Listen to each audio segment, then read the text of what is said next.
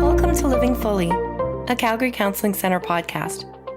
Each episode, we'll bring you insights from our expert counselors and tips and strategies to improve your mental well-being.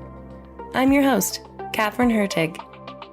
Calgary Counseling Centre and Counseling Alberta provide effective counseling for anyone in Alberta with no waitlist and no financial barriers. Find us online at calgarycounseling.com or counselingalberta.com. In this episode, I've asked Stefan de Villiers, registered social worker, to talk about how we can have difficult conversations. Whether it's a conversation with a coworker we don't get along with or an argument with our partner, these kinds of conversations can be really uncomfortable. Stefan talks about the reasons we find these conversations difficult and some ways to effectively navigate these tougher discussions. This interview took place on May 25th, 2022. Stefan, can you start by telling us just a bit about yourself and your background? Yeah, I'm a clinical counselor at Calgary Counseling Centre. I've been with the agency since 2019. I also coordinate a program for male victims of domestic abuse, and I do quite a bit of work with couples as well. Excellent. Stefan, let's get really simple about it. Why do arguments happen? So what's some of the reasons behind like the negative or uncomfortable feelings we could get around difficult conversations? Yeah.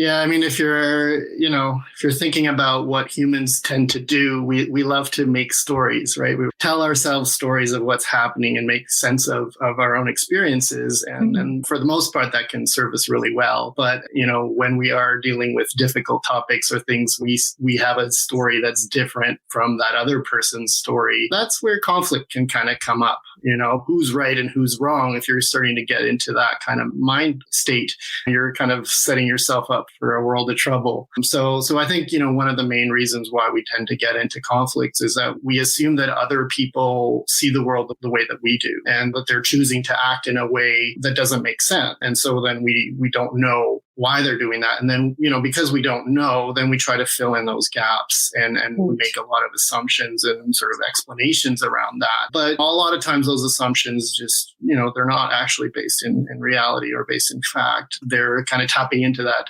storytelling mechanism of our brains. Mm-hmm.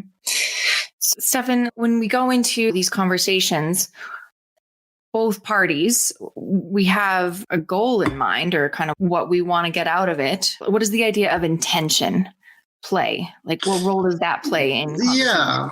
I think I get what you're asking. The question of, we go into a conversation with a goal of wanting to solve the problem. And then, we have an idea of what that will take to solve that issue, right? And we also make assumptions around what the other person is intending, So a simple example, let's say your partner leaves the dishes next to the sink, that can be super annoying, right? So you're going into that conversation already kind of pissed off, frustrated, angry, and you're assuming, if we're talking about storytelling, you're assuming that partner did that on purpose to hurt you or to kind of, annoy you or to send you some sort of message.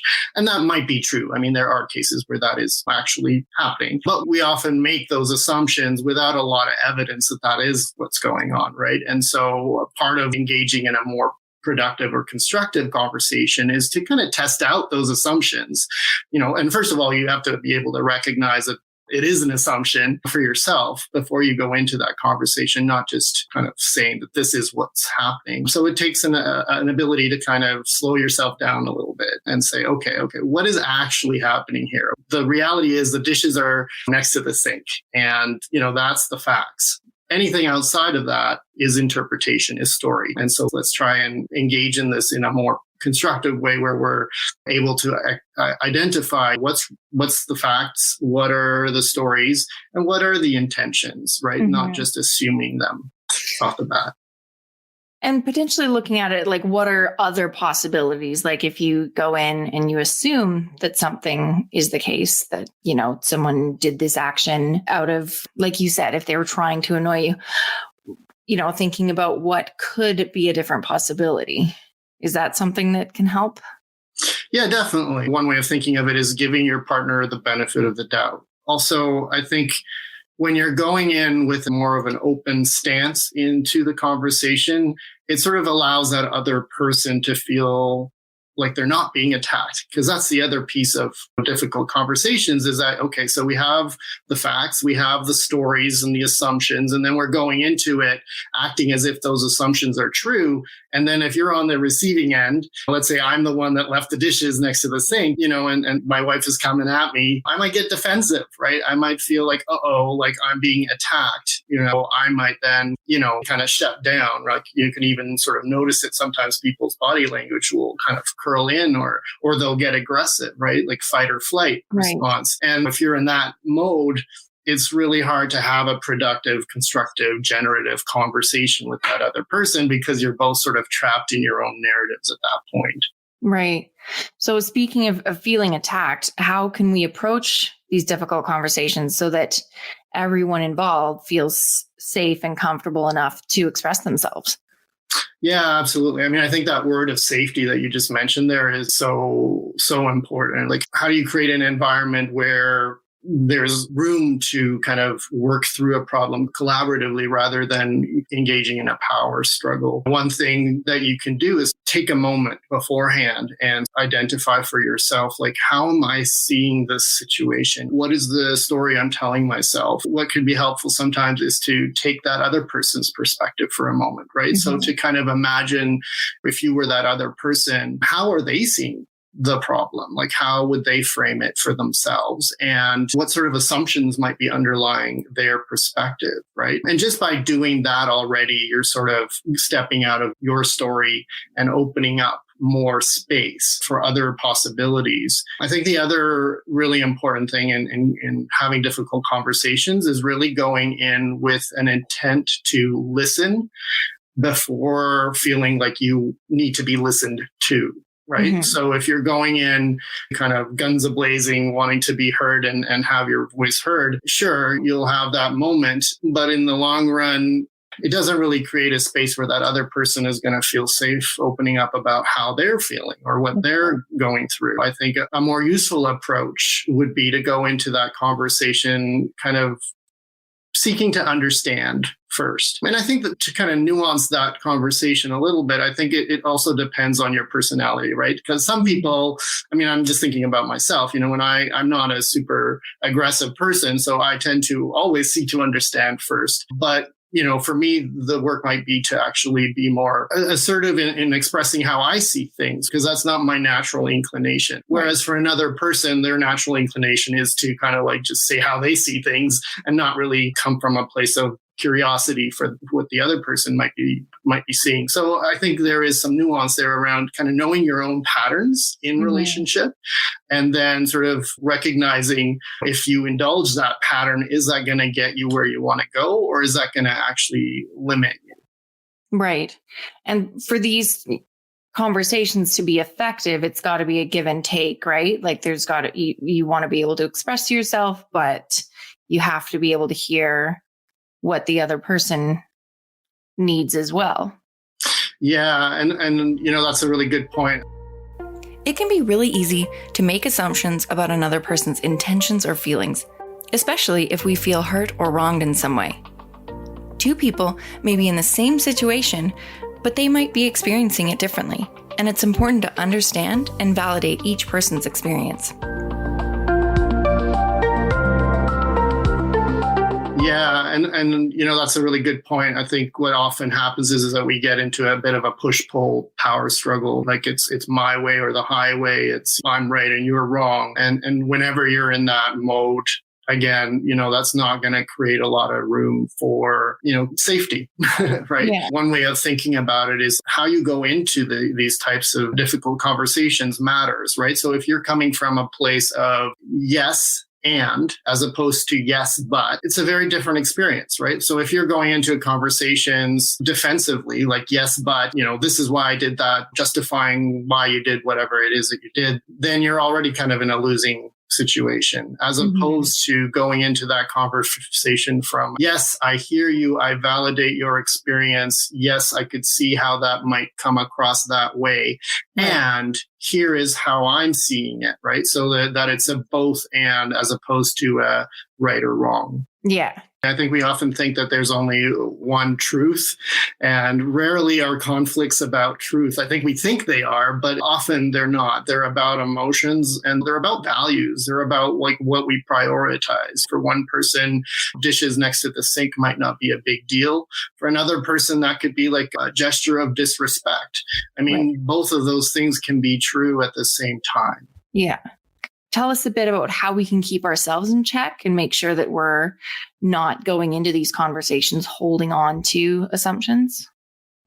Yeah. I mean, the first point is really to recognize the assumptions, right? So we talked a bit about that earlier, really separating out the actions, the words, the whatever the situation is from the story that's associated with it.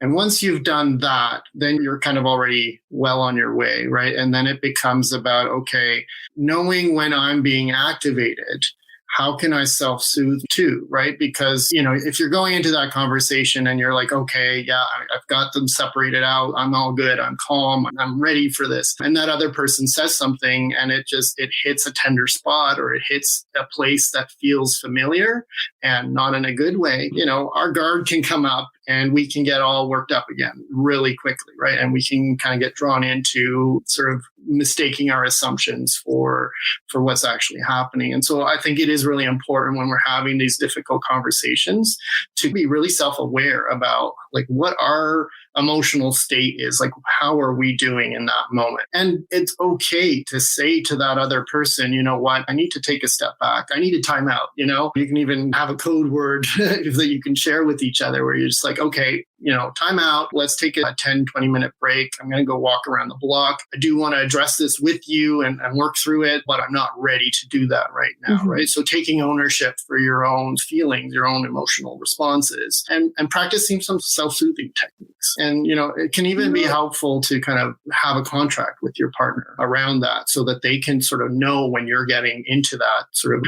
unhelpful state, so that they know, okay, you know, this isn't productive anymore. Sorry, I think I interrupted you. That's okay. Stefan, do you have any examples of what self-soothing might look like? Yeah. So like, just because I've used the example of the dishes, right? So let's say, you know, my wife comes to me and she's like, I just noticed the dishes are next to the sink again. And I'm noticing that she's upset about that. And I might feel defensive in that moment where I'm like, oh, I can't believe I did that, right? And so I might go to a place of shame, you know, where I'm like, oh, you know, like I'm a horrible person. And then I'm feeling attacked by her. And all of this is sort of overwhelming. Maybe I had a stressful day at work and, you know, I didn't have a good sleep the night before. So there's a lot of contributors going on at the same time, and being able to recognize that for myself. So I might then say to my wife, you know what, I'm noticing that I'm kind of upset right now. And I know that we need to talk about this issue because it is a recurring issue. And I know that it really upsets you. And I'm also not in a place right now where I can have that conversation. So can we reschedule this like an hour from now? I'm just going to go take the dog for a walk. And I think just being able to kind of know your own needs of what you need in that moment. For me, it's like, you know, going out, getting some activity, moving my body. That might be something that will help me sort of calm down. For other people, it might be calling a friend, kind of venting to them, you know, kind of working out their thought processes before engaging in the conversation.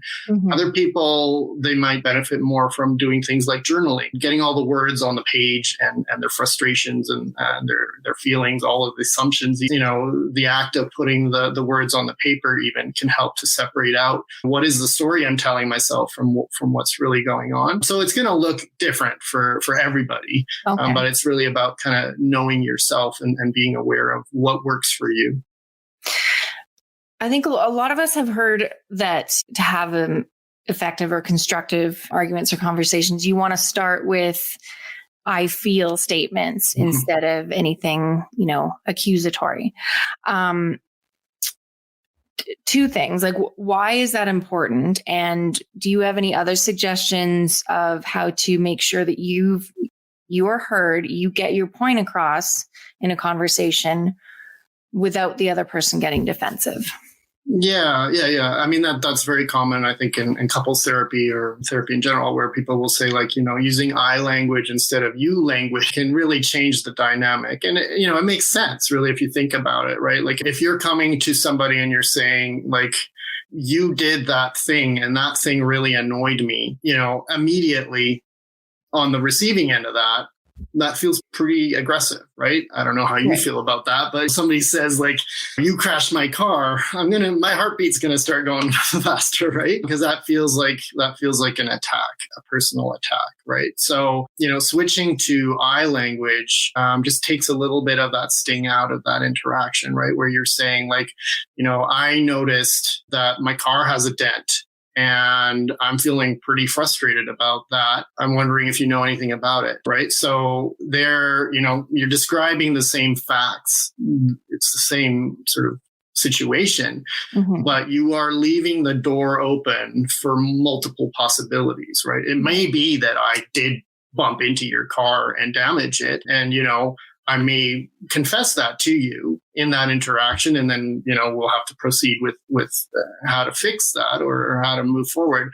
But by using that I language, you're creating a space where it feels okay, or feels that you're open to hearing my side of the story, right? You're not just assuming that I dented your car on purpose with the intention of hurting you or causing you misery, which, is probably not what happened, right? So it's a lot more of a gentle approach. Yeah, it's sort of a soft start to the conversation where you're giving that other person really the benefit of the doubt, and you're engaging in that conversation in good faith.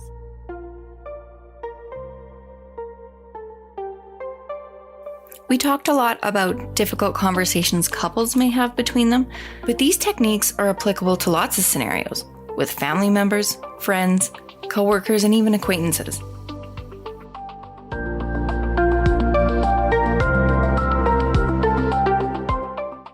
Yeah, definitely. I mean, I think, in any relationship, there are going to be friction points, right? And I think the patterns that we engage with other people, those patterns are kind of, we all have kind of a blueprint is the way I think of it, of the way that we kind of grew up, how we related to our parents, or how we related to our siblings, how we related to our peers.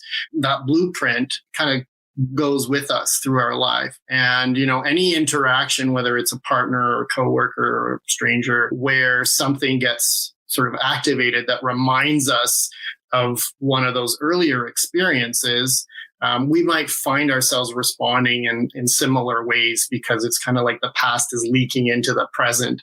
And so a lot of these techniques that I'm talking about here, they can work with any relationship. Often the difficult relationships to navigate are interpersonal sort of romantic or partnerships, because, those are the relationships that remind us the most of those earliest experiences that we've had in family. Right. But yeah, these skills are transferable to any kind of relationship that we're engaged in. So, Stefan, if I know that I've got a hard conversation coming up, what are some ways that I can prepare for it to be successful? Yeah, I mean, there's a lot of things you can do, right? And I think it really starts with, thinking about, like, yourself before you even go into that conversation, is doing some prep work with yourself, right? So thinking about ways that you can just kind of settle yourself and not get too pulled into the drama right off the bat, right? So, if you need to take some time to journal out your thoughts and what you're feeling, and how you interpret things, then taking that time to do that. And then also taking that time to think about, okay, well, if I were to kind of step in that other person's shoes, how would they be seeing this? Because that gives you some information that you can then address when you're approaching that person, to kind of get those assumptions out of the way, right? And that might actually help diffuse, if they're worked up, that might diffuse them. So, really starting from that internal place of, okay, I'm going into the situation. I want to be calm. I want to be in a place where I'm sort of taking ownership of my own inner landscape. And then asking yourself some hard questions, right? So one question that can be helpful is to think about, is this an issue that is worth talking about? Like, am I fueling the flames here, or am I going to actually get some sort of resolution by engaging in this conversation? So that you're thinking about, also, like, is this a recurring issue, or is this something that's just a one-off, right? So if it's a one-off, maybe you'll talk about it at some point, but do you need to talk about it right now when you know that you're kind of, activated or triggered by it? So, I think really getting clear about your own intentions going into that conversation. Like, is this about you having revenge or kind of asserting your dominance? Or is this really about wanting to work through this problem and collaborate and come up with a better way forward? So that's, I would say that's the first step. And then, I think also, like, what we talked about earlier around seeking to understand, right? Like going into that conversation from a place of curiosity and from a place of non-judgment, if you can, and sort of leaving that door open for multiple possibilities, multiple interpretations, multiple stories, and not just, jumping to conclusions, testing out some of those assumptions that you've, identified before. I also think it is important for you to kind of own, like, your perspective, right? Like, not deny your own feeling, because, that is the other tendency. I know that in myself, that sometimes, like, I'll put the other person's needs in front of my own. But that also kind of backfires after a while, because then you have a lot of resentment, because it's like, oh, well, I have these needs and these aren't getting addressed, but, at least they get what they want, right?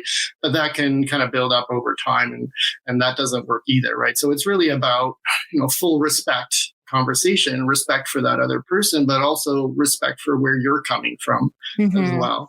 And then I think rather than focusing just on the past, really thinking about how this can be different in the future, right? So, for example, coming back to that conversation around the dishes, we could have a conversation about why I didn't do the dishes last time, or we could have a conversation around, well, at the end of my workday, I'm pretty tired. I don't have a lot of energy. Like, maybe it doesn't make sense for me to do the dishes then, but can we then agree that the dishes will get done in the morning? Or maybe my wife does the dishes in the evening and I do the dishes in the day, or whatever. But, then you can start to kind of collaborate around a solution that works for both of you and that is, respectful of both of your needs. So those are, I guess, some general thoughts around that.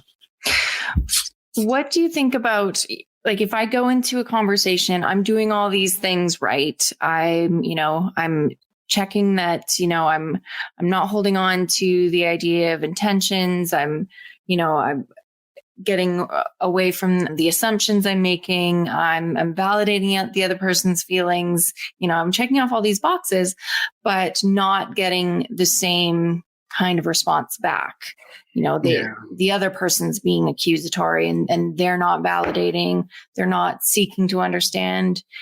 How do we kind of come to the terms with the fact that we're not always these conversations aren't always going to be successful and turn out the way that we want? Well, that's the thing about relationships, right? There's more than one person involved, and we only have control over our part of it, right? Right. And so then we have some decisions to make, right? It's around, okay, well, maybe this person isn't in a place where they can engage on that level with me, and that's fair. Again, it's not right or wrong. It just simply is. But then we have to decide, like, is this a relationship that I want to continue? Is this a relationship that is serving me or even serving them? Then we have to kind of decide around, like, what makes the most sense moving forward. Is this something that I'm willing to kind of put up with because I get enough benefits in other ways from this relationship? Or is this something where, no, like, the resentment is building up over time and I don't see this kind of resolving,